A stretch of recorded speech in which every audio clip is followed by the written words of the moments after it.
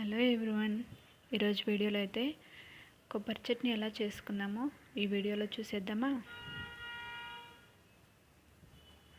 First అయితే కడాయి పెట్టుకొని కొంచెం ఆయిల్ వేసుకోవాలి.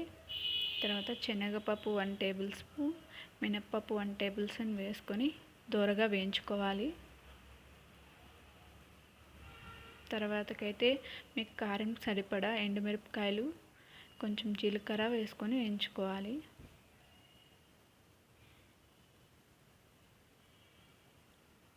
తర్వాత కరివేపాకు కూడా కొంచెం వేసుకొని వేయించుకోవాలి. తర్వాత చింతపండు కూడా కొద్దిగా వేసుకోవాలి. మనం కట్ చేసి పెట్టుకున్నాం కదా పచ్చి కొబ్బరి ముక్కలు, చిన్న చిన్న ముక్కలుగా కట్ చేసుకొని అవి కూడా వేసుకొని కొద్దిసేపు వేయించుకోవాలి. అవి చల్లారేంత వరకు పక్కన పెట్టేసేయాలి. చల్లారిన తర్వాత మిక్సీకి పట్టేసుకుందాం.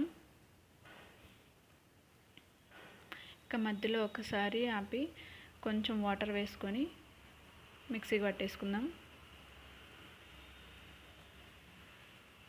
ఇక్కడ మిక్సీకి పట్టడం అయితే అయిపోయింది. ఇప్పుడు పోపుకి అయితే రెడీ చేసుకుందాం.